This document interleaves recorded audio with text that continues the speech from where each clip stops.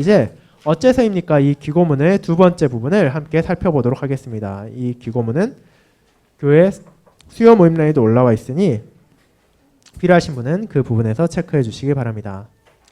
이제 어째서입니까? 하나님의 섭리가 이해되지 않는다고 느낄 때 이 2번 기고문을 살펴보기 앞서서 먼저 1번 기고문의 내용이 무엇이었는지를 살짝 정리하도록 하겠습니다. 하나님의 섭리, 신자들 고백하고 있습니다. 그러나 실제 삶에 있어 우리에게 고통과 어려움이 찾아올 때 그 섭리를 붙잡는 것은 결코 쉬운 일이 아닙니다. 지금 두 번째 기고문의 첫 문장부터 바로 나온 것처럼 이 월처 스토프라는 신학자, 이분 같은 경우에는 자기 사랑하는 아들이 25살에 죽었을 때 정말로 마음에 슬픔을 느꼈고 고통을 느꼈으며 하나님의 섭리를 자신이 신학자로서 또 신자로서 고백하지만 동시에 한 아들의 아버지로서 그것을 도무지 받아들이기 어려운 현실을 마주했습니다. 이제 그런 상황, 크고 작은 차이는 있겠지만 우리 또한 어려움을 마주하기도 하고 사랑하는 사람 떠나보낼 때도 있습니다. 그럴 때 우리가 어떻게 하나님의 선하심을 확신할 수 있는가? 주님 안에서 위로를 형제와 자매에게 나눌 수 있는가? 그런 부분을 앞선 기고문에서 나누었고, 그리고 그에 대한 기본적인 원리 4가지를 살펴보았습니다. 첫째로 죄와 비참의 원인은 하나님께 있는 것이 아니라 바로 우리에게 있다는 것. 그리고 하나님에 비해 한없이 무지하고 제한이 많은 나의 생각, 나의 지혜로 하나님을 재단해서는 안 된다는 겸손함을 기억해야 된다는 것. 그리고 때로는 고통, 환난을 통해서도 하나님께서 그 백성을 연단하신다는 사실. 그리고 우리의 고통이 아무리 끔찍해 보이고 영원해 보인다 하더라도 그 끝이 분명히 있다는 이 4가지 기본적인 원칙을 가지고 우리는 하나님의 섭리를 통하여 고통스러워하는 슬퍼하는 형제 자매를 위로할 수 있음을 보았습니다. 그리고 이제 이어지는 것이 바로 오늘의 본문이기도 합니다. 이제 다시 한번 한 문단씩 돌아가면서 읽는 시간 가지도록 하겠습니다. 사라지지 않는 질문들. 동시에 우리는 월터 스토퍼와 같이 숨김없고 솔직해지도록 합시다. 때때로 고통이 너무나 무거워 우리의 영혼이 결코 안정을 찾을 수 없고 최소한 그것이 쉽지 않을 수 있습니다. 우리의 마음은 여전히 외치고 있습니다. 오, 주여, 저는 당신께서 이 어려움을 통해 우리를 영적으로 강인하게 만드는 데 사용하심을 알고 있습니다. 하지만 주여, 그 외에 다른 방식으로 저를 연단하실 수는 없으십니까? 저는 심지어 야심한 새벽 시간에도 끊임없이 나의 눈물 골짜기를 생각하게 됩니다. 저는 여전히 이해할 수 없습니다. 주여, 어째서입니까?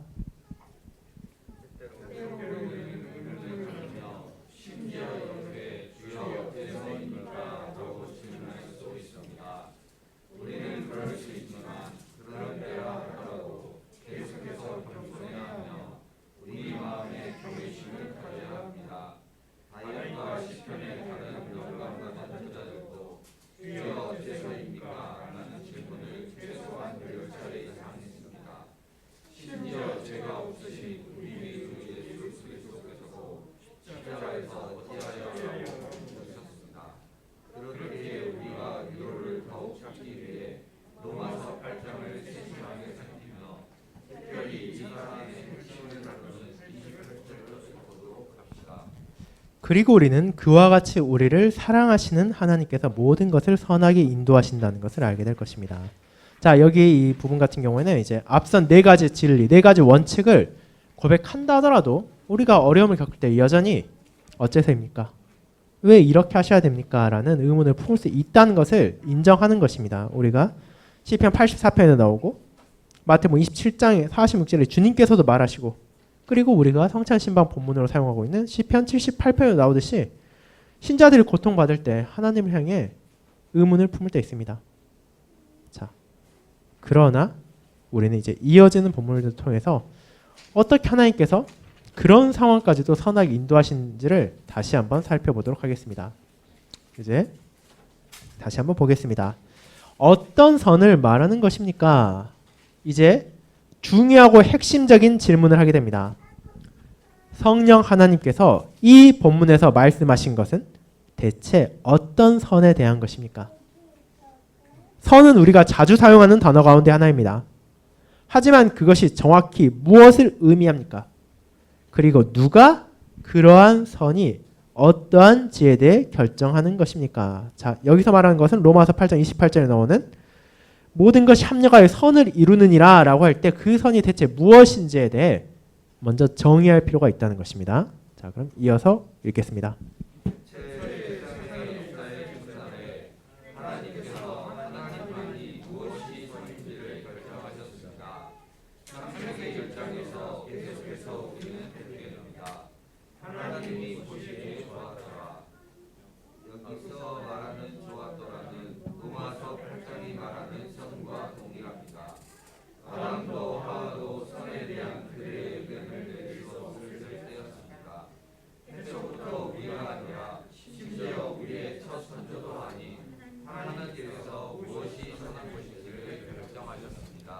자, 그러니까 먼저 선의 기준이 바로 우리에게 있는 것이 아니라 하나님께 있다는 것을 규정하는 것입니다. 창세기 1장 여러분이 잘 기억하시겠지만 하나님께서 보시기에 좋았더라 라는 말을 하시는 것을 우리는 보게 됩니다. 그 좋다라는 것이 이제 로마서 8장 28절에 나오는 선과 동일한 표현이란 것입니다. 그렇기에 아담과 하와가 이 땅에 태어나기도 전부터 하나님께서는 무엇이 좋은 것인지 무엇이 선한 것인지 이미 규정하셨다는 것을 미리 말하고 있는 것입니다. 이제 우리는 타락 이후에 살고 있지만 여전히 창세기 1장에서 배운 이 교훈을 마음에 새기고 로마서 8장 28절로 나아가게 됩니다. 그것이 우리로 하여금 이 절을 바른 기대와 함께 들을 수 있도록 도와줄 것입니다. 예를 들어 우리는 어쩌면 선이 무엇이어야 하는지에 대한 자신의 기대와 추측을 가지고 이 구절에 접근할 수도 있습니다. 여러분은 어쩌면 누군가가 이렇게 말하는 것을 상상해 보실 수도 있을 것입니다. 내 생각에 선이란 나에게 즐겁고 유익함을 경험하게 하거나 혹은 내 삶의 평안과 안정을 가져다 주는 것입니다. 만약 그와 같은 선에 대한 정의를 마음에 가지게 된다면 주님께서 우리에게 비극을 주실 때 우리는 삶 가운데 끊임없이 매주마다 매달마다 매해마다 어떻게 주님께서 나를 비극에서 꺼내시고 즐거움과 유익, 평안과 안정을 주실 것인지만을 바라보게 될 것입니다. 그럼에도 어쩌면 우리는 그런 방식의 선이 찾아오는 것을 보지 못할 수도 있습니다. 혹은 그것이 너무도 미약하여 비통의 폭풍 후에 비할 가치가 없을 수도 있습니다. 그렇게 우리가 또 다른 몇 달 동안 주님을 기다리지만 여전히 선이 보이지 않을 수도 있습니다. 주여 어째서입니까? 자, 그러니까 여기에서는 선에 대한 기준을 잘못 가지게 된다면 하나님께서 우리에게 선을 이루신다는 것, 그 또한 오해하고 잘못된 시각으로 계속해서 하나님을 바라볼 수 있다는 것입니다.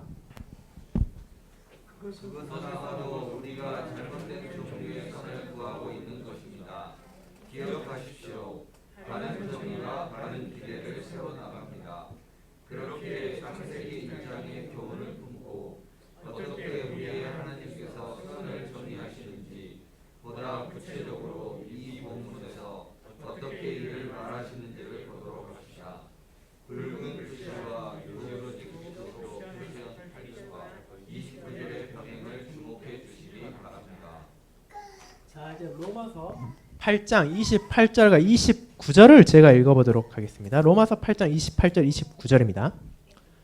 우리가 알거니와 하나님을 사랑하는 자, 곧 그의 뜻대로 부르심을 입은 자들에게는 모든 것이 합력하여 선을 이루느니라.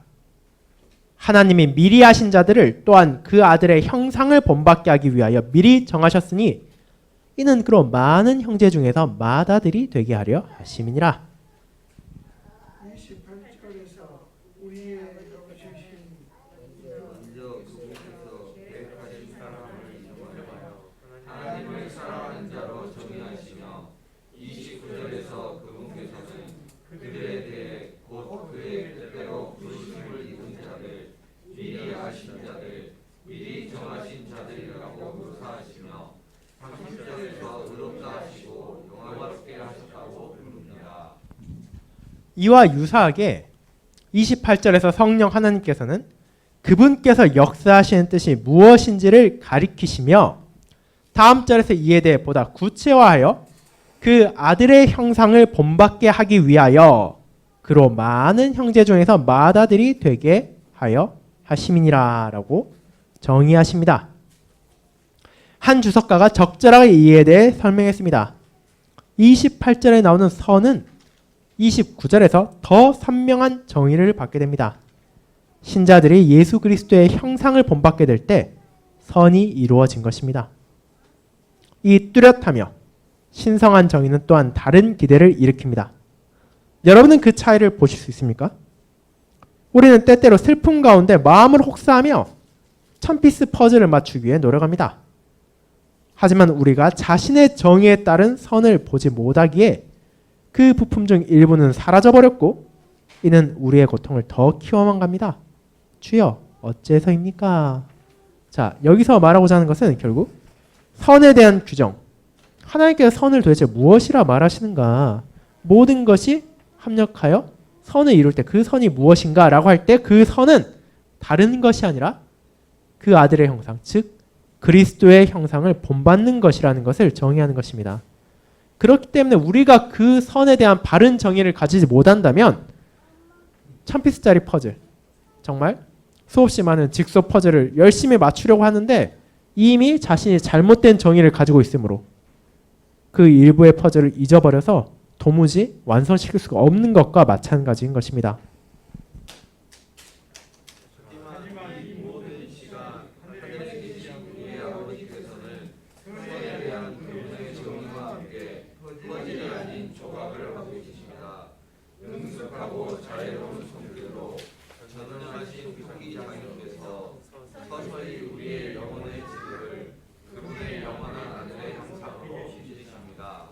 자, 그러니까 하나님께서 우리를 하시는 것, 퍼즐보다는 오히려 조각이 가깝다는 것을 말하고 있습니다. 즉 천천히 돌을 깎아내면서 조각상을 만드는 것처럼 하나님께서 서서히 우리 안에서 역사하심으로 계속해서 우리가 이전의 삶이 아니라 그리스도의 형상을 따라 살아가도록 인도하신다는 것, 그 사역을 계속해서 하신다는 것을 말하고 있습니다. 그리스도의 형상을 본받음 안에서, 그것이 이 사안에 다른 빛을 비춥니다. 하나님께서 우리를 그리스도를 본받도록 만들고 계시기에 우리는 어째서 우리가 그토록 끔찍한 환난, 어려움, 파탄난 관계, 오해, 고립, 죽음, 그리고 우리의 입으로 형언할 수도 없는 한숨과 신음을 겪어야 하는지를 보기 시작합니다. 어째서입니까? 왜냐하면 그리스도께서 무한히 더한 환난과 어려움, 파탄난 관계와 오해, 고립과 죽음, 그리고 입으로 형언할 수도 없는 한숨과 신음을 겪으셨기 때문입니다. 우리는 환난을 피해서는 그리스도의 형상으로 빚어질 수 없습니다. 그것은 말이 안 되는 것입니다. 심지어 사도 바울도 로마서 8장의 앞선 부분에서 말했습니다. 자녀이면 또한 상속자, 곧 하나님의 상속자요 그리스도와 함께 한 상속자니 고난도 함께 받아야 할 것이니라. 17절입니다. 이제 사안이 분명하게 명백해집니다. 그리스도의 환난은 근본적으로 우리의 환난과 다른 것입니다. 그리스도께서는 우리를 위해 우리의 구원을 위해 고난 당하셨습니다. 우리는 이를 할 수 없고 하지 못합니다.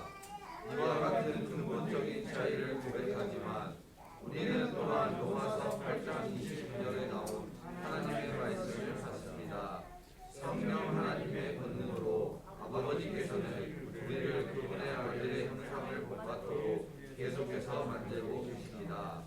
그분의 독생자께서는 엄청난 고통을 당하셨습니다.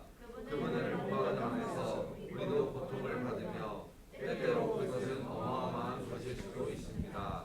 그럼에도 이는 공허한 고통이 아닙니다. 그와 반대로 이는 분명 최후의 영광을 얻기 위한 과정으로서의 고난입니다. 그것은 맏아들과 하나님의 입양된 자녀인 우리 모두에게 사실입니다. 로마서 8장 17절은 이어집니다. 우리가 그와 함께 영광을 받기 위하여 고난도 함께 받아야 할 것이니라. 영원한 첫 아들께서 그분의 비통으로 가득한 십자가에서 제약 받으심으로 그분을 위한, 그리고 은혜로 말미암아 그분과 함께 상속자가 된 우리를 위한, 상상할 수 없는 영광을 위한 관문이 되셨습니다. 여러분은 생각할 수 있습니다. 하지만 우리는 아직 영광에 이르지 못했으며 혼자를 경험하신 그리스도께서는 여전히 무한한 권능과 체력을 가지신 하나님이십니다. 그에 반해 저는 약하고 부족합니다. 어떻게 제가 눈물의 일상 가운데 인내함을 하겠습니까? 자, 그러니까 여기에서 이제 서서히 그 선에 대한, 모든 것 참력하여 선을 이룬다는 의미가 무엇인지를 찾아가고 있습니다. 우리가 하나님께서 모든 것이 합력하여 선을 이룬다고 할 때 그 선을 이루시는데 왜 우리의 고통이 찾아오는가, 환란이 찾아오는가, 어려움이 찾아오는가 의문을 품을 수 있습니다. 그런데 그 선이 하나님께서 우리를 그리스도의 형상으로 빚는 것이라면 그런 고통까지도 우리는 이제 이해할 수 있게 됩니다. 왜냐하면 우리의 주님 그리스도께서 그와 같은 과정을 겪으셨기 때문입니다. 그렇게 우리는 그분을 본받음 안에서 우리도 고통을 받으며 또한 그분의 영광에 함께하는 과정으로서 이 고난을 인내하며 나아갈 수 있습니다. 분명 그리스도의 고난과 우리의 고난은 근본적으로 차이가 있지만 그럼에도 하나님께서는 이런 과정을 통하여 우리로 하여금 성자 하나님, 우리의 주님을 닮아가도록 만들고 계시기 때문입니다.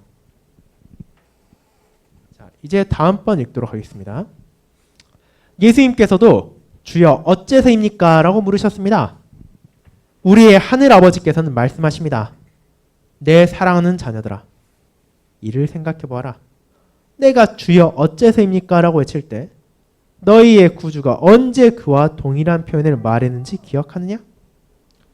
정확히 언제 예수님께서 주여 어째서입니까? 라고 물으셨습니까? 마태복음 27장 46절은 우리에게 답을 줍니다. 제9시쯤에 예수께서 크게 소리질러 이르시되 나의 하나님, 나의 하나님, 어찌하여 나를 버리셨나이까? 그날 그의 출시가 되기 전 어떤 일이 있었습니까? 마태복음 27장 45절은 필요한 세상을 알려줍니다. 제1시로부터 온 땅에 어둠이 임하여 제9시까지 계속되니 저주받은 어둠의 3시간 동안 하나님의 백성들께서는 우리가 제15주에 고백하는 대로 전 인류의 죄에 대한 하나님의 거룩한 진노를 인내하셨습니다. 예수 그리스도의 어째서란 질문에 앞서 바로 그와 같은 끔찍한 버림의 시간이 있었습니다. 이것이 여러분의 제한된 이성으로 보았을 때 이치에 맞습니까? 저는 제가 직소 퍼즐의 모든 조각을 찾을 수도 없고 맞출 수도 없다는 것을 알고 있습니다. 어째서 하나님 아버지께서는 그분을 사랑하며 그분께 순종하는 사랑받는 독생자를 3시간의 끔찍한 비통 가운데 완전히 버리셔야 했습니까? 그리고 어떻게 하나이시며 동일하신 참되고 영원한 삼위 하나님이신데 우리의 삼위 하나님의 첫 위격께서 우리의 삼위 하나님의 두 번째 위격을 완전히 버리실 수 있으십니까? 우리는 직소 퍼즐을 맞추려 하지만 때가 되면 결국 우리가 막혔다는 것을 알게 됩니다.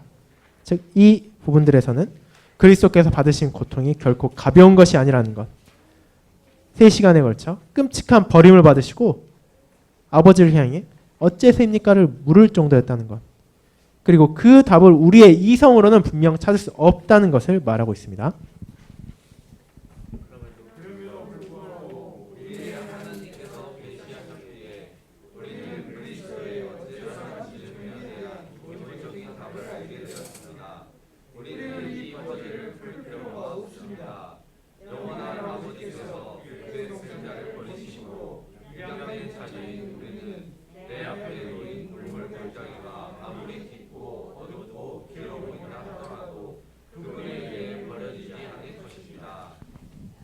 우리의 긴 어둠의 나날에서 우리는 주여 어째서입니까? 이 비극은 제가 이해할 수 없습니다. 그것은 어떤 선도 가져올 것 같지 않습니다. 라고 외칠 것입니다.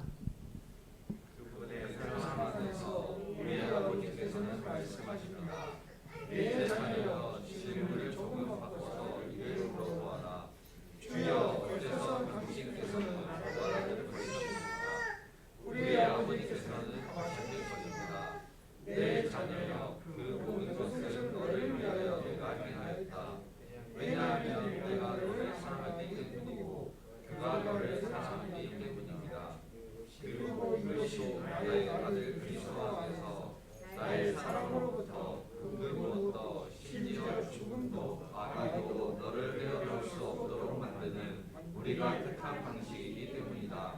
그것이 바로 어째서에 대한 답이다. 자, 그러니까 이 어째서에 대한 답이 도대체 어디서 나오는가?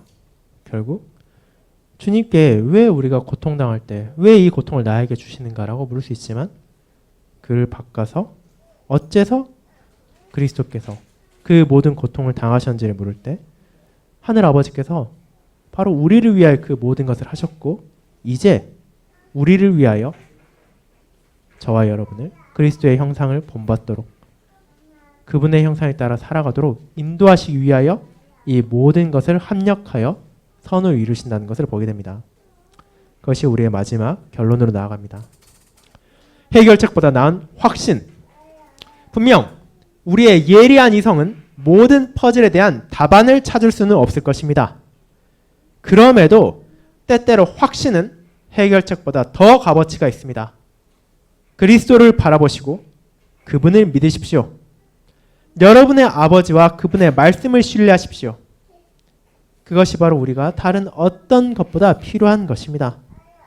사랑으로 우리의 손을 붙잡아 주시는 온전히 주권자신 그분께서 결코 영원히 우리의 손을 놓지 않을 것을 약속해 주셨습니다. 그리스도 안에서 우리의 아버지로부터 주어진 그 확신이야말로 직소 퍼즐을 푸는 해결책보다 훨씬 더 가치가 있습니다. 자, 이제 우리는 결국 결론에서 무엇을 말하게 됩니까? 우리가 고난을 겪을 때 왜 이 고난이 나에게 왔는가? 왜 이 고난을 내가 겪어야 되는가라는 수많은 의문이 들 수 있지만 이 기고문에서 겸손하게 말합니다. 우리는 그 답을 찾을 수는 없을 것이라고 말입니다. 우리가 하나님의 섭리를 나의 부족한 죄로 온전히 이해할 수는 없기 때문입니다.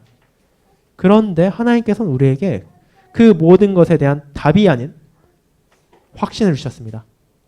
우리가 정답을 알기 때문에 위로를 받는 것이 아니라 하나님께서 그것을 통해서 모든 것을 통해서 나를 돌보시고 인도하신다는 확신을 가지기 때문에 이 사실은 정말 놀라운 은혜입니다. 우리가 아무리 무지하다 하더라도 우리가 정말로 머리가 뛰어나고 지혜가 풍부한 아주 똑똑한 사람이 아니라 하더라도 우리 스스로 그 답을 찾을 수 없다 하더라도 우리는 주님의 약속 안에서 확신을 가지며 위로받을 수 있습니다. 그리고 그것이 바로 내가 고통과 고난을 겪을 때 스스로 되뇌어야 할 하나님의 섭리의 진리이며 또 어려움을 겪고 있는 형제 자매들에게 우리가 나누어야 할 위로의 복음일 것입니다. 네, 여기까지 해서 이제 어째서입니까? 라는 두 가지 귀고문을 살펴보았습니다. 이제 다음 주일부터는 다시 작년에 이어서 돌투신경 해설을 살펴보는 시간을 가지도록 하겠습니다. 그럼 다 함께 주님께서 가르쳐 주신 기도를 드리고 오늘 모임을 마치겠습니다. 다 함께 주기도문 드리겠습니다. 하늘에 계신 우리 아버지여, 이름이 거룩히 여김을 받으시오며 나라가 임하옵시며 뜻이 하늘에서 이룬 것 같이 땅에서도 이루어지이다. 오늘날 우리에게 일용할 양식을 주옵시고 우리가 우리에게 죄 지은 자를 사하여 준 것 같이 우리 죄를 사하여 주옵시고 우리를 시험에 들게 하지 마옵시고 다만 주옵소서. 그에게 나라와 권세와 영광이 아버지께 영원히 있사옵나이다. 아멘. 네, 감사합니다.